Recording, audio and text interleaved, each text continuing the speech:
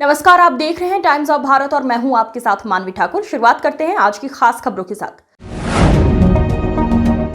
उपराष्ट्रपति जगदीप धनखड़ आज अल्प प्रवास ग्वालियर आए। इस दौरान वे ग्वालियर की राजमाता विजया राजे सिंधिया कृषि विश्वविद्यालय पहुंचे। यहां उन्होंने प्राध्यापक और विद्यार्थी से संवाद किया। कार्यक्रम में उनके साथ उनकी पत्नी सुदेश धनखड़ सहित राज्यपाल मंगूभाई पटेल, सीएम डॉक्टर मोहन यादव और केंद्रीय मंत्री ज्योतिरादित्य सिंधिया मौजूद रहे। इसके बाद मध्य प्रदेश के विधानसभा अध्यक्ष नरेंद्र सिंह तोमर के बेटे की शादी समारोह में पहुंचे, जहां वर वधु को आशीर्वाद दिया। दरअसल ग्वालियर के कृषि विद्यालय के कार्यक्रम संवाद के दौरान उपराष्ट्रपति धनखड़ ने कहा कि आज भारत के सामने पहलगाम की चुनौती है, दूसरी ओर राजमाता की प्रेरणा है। राजमाता ने कहा था, राष्ट्रवाद सर्वोपरि है, हम भारतीय हैं, भारतीयता हमारी पहचान है। राष्ट्रहित से बड़ा कोई धर्म नहीं है, कोई भी राष्ट्रहित से बड़ा नहीं हो सकता। उपराष्ट्रपति ने छात्रों से कहा कि हमें राष्ट्रवाद के प्रति पूरा समर्पण रखना चाहिए। उपराष्ट्रपति ने कहा कि पंडित लाल बहादुर शास्त्री जब देश के प्रधानमंत्री थे तब उन्होंने नारा दिया, जय जवान जय किसान। किसान और जवान को देश ने सदैव आदर के भाव से देखा। फिर जब अटल बिहारी वाजपेयी देश के प्रधानमंत्री बने तब उन्होंने इस नारे में नया आयाम जोड़ा, जय जवान जय किसान जय विज्ञान। इस कसौटी पर आपको खरा उतरना है, क्योंकि जवान और किसान दोनों विज्ञान से प्रभावित हुए थे। इसमें एक नई मिसाल देते हुए वर्तमान प्रधानमंत्री नरेंद्र मोदी ने नया आयाम जोड़ते हुए इसे जय जवान जय किसान जय विज्ञान जय अनुसंधान किया। उन्होंने प्रसन्नता जाहिर कर कहा कि एमपी के पूर्व सीएम और वर्तमान कृषि मंत्री शिवराज सिंह चौहान इसे बखूबी निभा रहे हैं। उन्होंने किसान की पीड़ा को भांप लिया है और संवाद जारी कर दिया है। उनके मन में कोई शंका नहीं है कि किसान से बातचीत होगी और किसान समझेगा कि उनके लिए भारत सरकार द्वारा कितनी अच्छी नीतियां बनाई जा रही हैं। इसके साथ ही कृषि विश्वविद्यालय के छात्र छात्राओं को उन्होंने नए संसद भवन के भ्रमण करने का भी निमंत्रण दिया है। वहीं कृषि विश्वविद्यालय के संवाद कार्यक्रम में शामिल प्रदेश के मुख्यमंत्री डॉक्टर मोहन यादव ने इस कार्यक्रम के दौरान उन्होंने कहा कि प्रदेश में गौ माता को लेकर जो व्यक्ति 200 गौशाला में गायें रखेगा उनको 50 गायें की 25% सब्सिडी दी जाएगी। वहीं सूबे के मुख्यमंत्री डॉक्टर मोहन यादव ने भी प्रदेश में कृषि और गौशाला के क्षेत्र में किए जा रहे कामों को उपराष्ट्रपति धनखड़ के सामने रखा। दूसरी ओर केंद्रीय मंत्री ज्योतिरादित्य सिंधिया ने उपराष्ट्रपति धनखड़ से 3 पीढ़ियों के रिश्ते की बात कही। छात्रों को मैं निमंत्रण देता हूं कि वो दिल्ली में आकर नई संसद को देखें।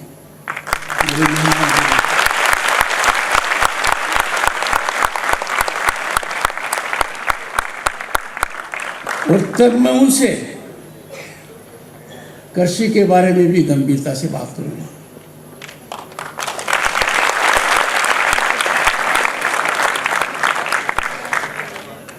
आप ये देखिए, कृषि के अंदर टेक्नोलॉजी का लाना, it has to be ground reality.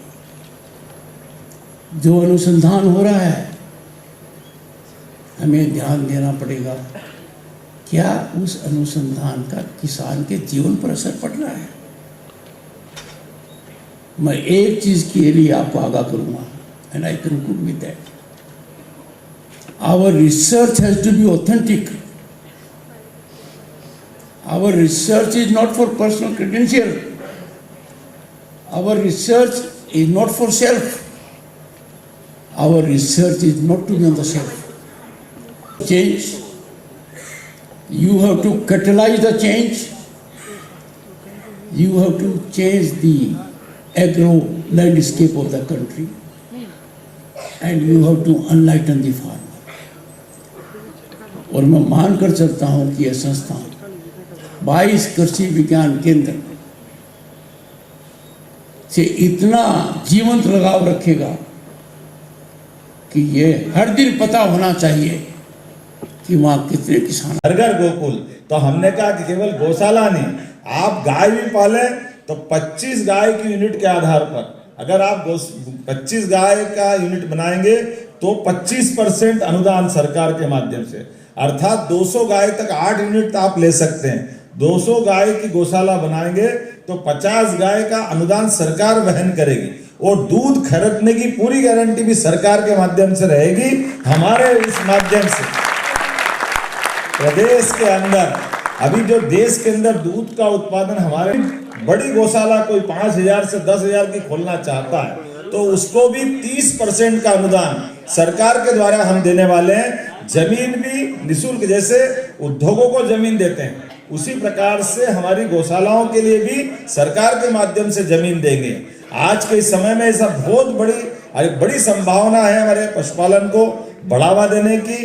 प्राकृतिक रूप से खेती करने से लगाकर प्रत्येक जगह पर हमको इसका जो आनंद है, मैं उम्मीद करता हूं आने वाले समय में ऐसे कई नवाचार से आपको परिचित कराऊंगा। लेकिन आज तो आपका अभिनंदन है, आपने संक्षिप्त समय में भी लेकिन कृषि के प्रति जो आपने हमको आशीर्वाद दिया है, ये जो आपका रुचि का विषय है, मैं आपका वंदन करता हूँ, अभिनंदन करता हूँ और आपसे उम्मीद करता हूँ बार बार आपका आशीर्वाद हमको ऐसे अच्छे कामों में मिलता रहे। पुनः आपका धन्यवाद।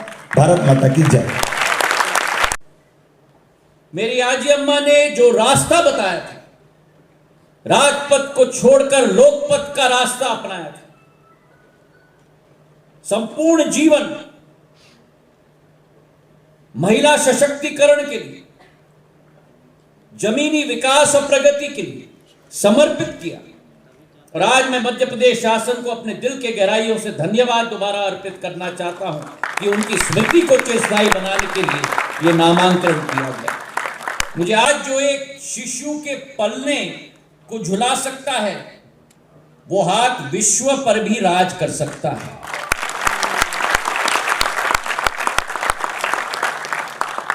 और आज उनके चरणों में नमन करते हुए जब कृषि की हम चर्चा करते हैं, जिस पर विस्तार से मुख्यमंत्री जी और उपराष्ट्रपति जी हमें ज्ञान जरूर देंगे, लेकिन मैं ये जरूर कहना चाहता हूं कि इस विश्वविद्यालय से हमारी सोच कि जो संगम तैनात होगी पाठ्यक्रम के बीच में और अनुभव के बीच में, वो जो संगम होगी जब मिट्टी को निर्भर कराती है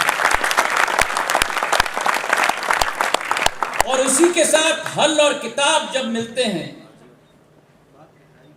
तो खेतों में अनाज के साथ साथ भारत बड़े बदलाव के केंद्र होंगे।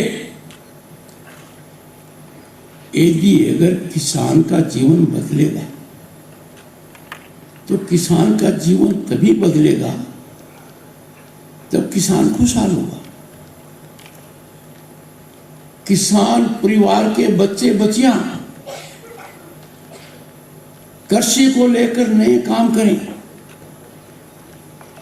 आज के दिन देश का सबसे बड़ा व्यापार कृषि उत्पादन का व्यापार है। Look at the enormous scale of marketing of agriculture produce है। हमें इस मानसिकता को बदलना है। किसान प्रोड्यूस करता है और उसी समय बेच देता है, ये विवेकपूर्ण निर्णय नहीं है। आई अपील टू, जब किसान अपने उत्पाद के बिक्री व्यापार में बढ़ेगा, उसके हिस्से में भी वो अंश आएगा। दूसरी बात, कृषि उत्पाद उद्योग का आधार है और किसान उससे सकारात्मक नीतियां आज के दिन मुख्यमंत्री जी और पहली बार प्रधानमंत्री जी ने विवेकपूर्ण तरीके से संविधान में सहकारिता का अध्याय जोड़ा है। किसान को आगे आना चाहिए। मुझे बड़ी प्रसन्नता हुई जब मुख्यमंत्री जी ने थोड़ी देर पहले कहा कि कोई गौशाला करेगा तो हम उसको सहायता देंगे। 200 की गाय होगी तो फिर आप 50 का या 75 का